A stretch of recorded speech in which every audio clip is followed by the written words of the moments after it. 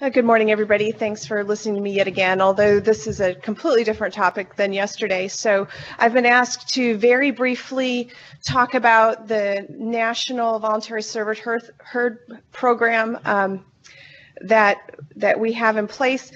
And I think there's a few things that sort of need clarified because I read comments on the regular. I think there's some misunderstanding about what we as a federal agency can and cannot do under certain circumstances. So maybe this will help clear that up. Then after me, Dr. Collins is going to present something far more interesting and talk about what is happening within the state of Michigan. So I'm just going to do a brief summary of the program. So the program is not all that old, actually. Prior to its inception, there was a lot of differences between movement requirements between states. So the objective was to achieve a national approach providing uniform herd certification standards that minimizes the risk of introducing, transmitting, and spreading CWD. The final rule was published in 2014, so that's really not been all of that long ago. And this is a voluntary program between states and producers. So it's a combined program between state, tribe, and industry folks. And it's cooperatively administered by APHIS, but it's implemented by states. And I think that's a very important point because I'm relatively new to this program. I've only been in it a year. And what I see is a misunderstanding about where our authority and power actually lies. So while we set the minimum requirements for this program, we rely on our state partners to implement and enforce the associated requirements. States can voluntarily apply to begin part of our program. Some states are members and some are not. That's to their discretion. To apply, they submit an application, and I'm having to read off here, sorry, and then are reviewed for that. So the rule for CWD comes down from the Code of Federal Regulations of the CFR, and it's Title IX. So Animals and Animal Products, Part 55, this is where it gets all very dry. Control of chronic waste and disease in the herd certification program. We talked about states voluntarily participating. There are a few things that the state must agree to do if they're going to voluntarily join our program. They have to have the authority to restrict movement of CWD positive, suspect, and exposed animals. They have to have the authority to require prompt reporting of any animals suspected of having CWD, and they have to have policies in place to respond to these situations. There are more, but those are kind of like the larger highlights. For owners, it's again a voluntary program. So some folks decide they wish to participate in the program and some do not. What's interesting I find as I've joined this is there's a lot of disparity between states. Some states will actually require the owners to participate in the program. Some states will have the option to do the federal program, or they have their own program in addition to that. So it's very complex, and what I find is very few are the same. So the learning curve here, so hopefully no one will ask me any specific state questions because I probably can't answer them. It's very complex, and I have yet to learn about all of those state differences. So for an owner to decide to participate, there's a few things they must agree to do. Each animal has to be identified with 2 forms of ID, and one of those has to be an official unique ID that's unique across the country, and so there are specific databases that are approved that those tags have to be linked to, and then the other ID needs to be another herd tag. It can be an ear flap tag or something like that. The herd premises must have adequate perimeter fencing to prevent ingress and egress of cervids, and they have to comply with the state.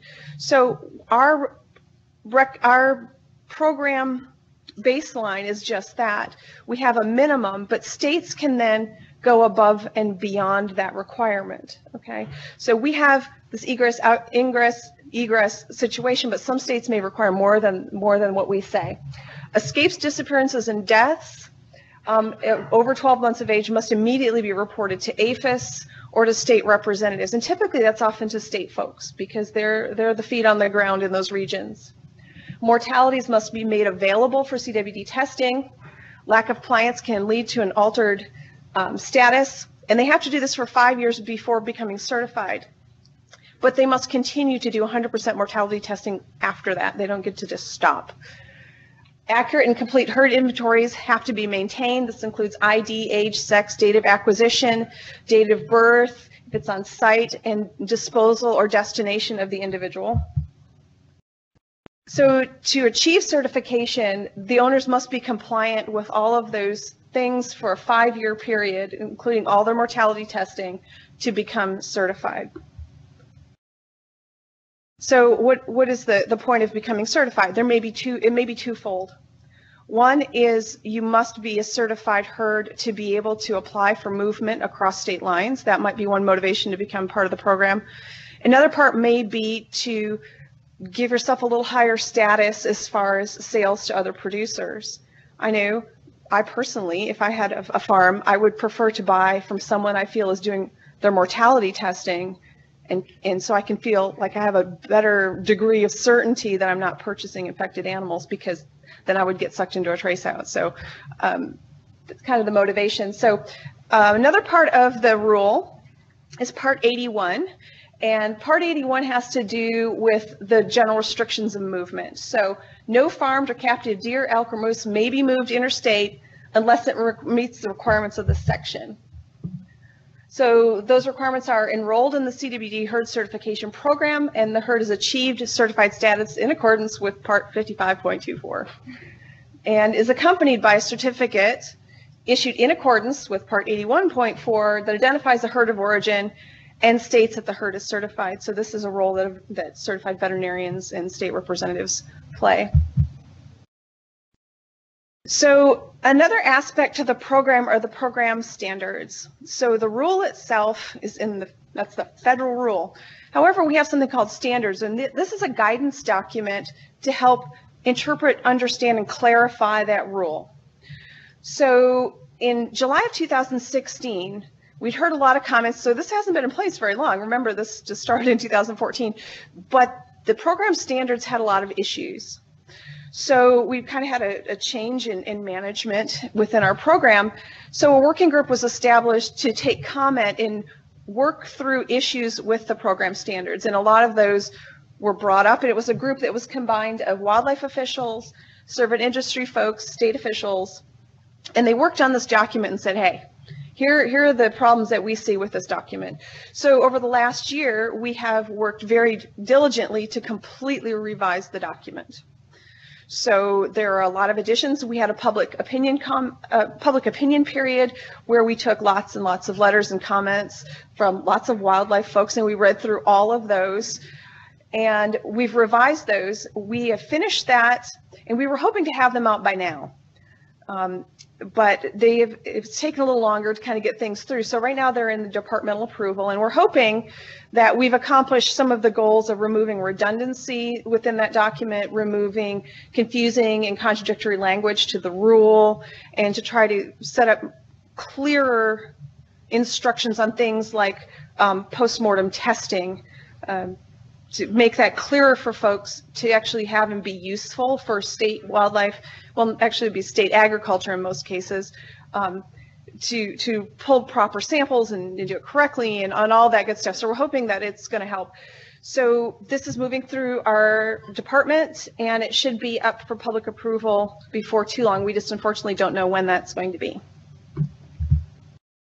So just to do a little bit of a summary of where we are as a program, this is sort of combined data from the 2015-2016 year with some of 2017. Dr. Nancy Hanaway, which is one of my colleagues on the Servant Health team, is compiling this data from states now. So I've done my best to take what she had and add that to what we already knew. So you'll see this updated, perhaps. I think USHA might be the updated presentations material. So currently there are 2,700-ish enrolled herds in the program. Now this doesn't mean certified. These are folks working on achieving their certification.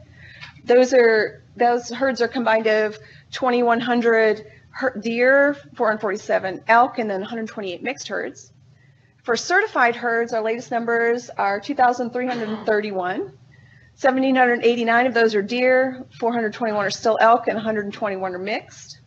And according to the Ag Census in 2012, and of course that's been a little while, so this could have changed, just to have an idea about how many animals are captive, on that ag census, about 230,000 deer were inventoried, and about 38,000 elk. So the current status of CWD in captive herds. Now keep in mind, this isn't since the implementation of the program. This is historic, okay? So this isn't just since 2014. This goes all the way back. So there have been a total of 85 CWD positive captive herds in 16 states as of May 2017. 43 of those have been elk, 37 deer, 1 red deer herd, and 6 mixed species. So that's all I have for my portion about what the federal program actually is. So Dr. Collins is going to inform us about the Michigan program.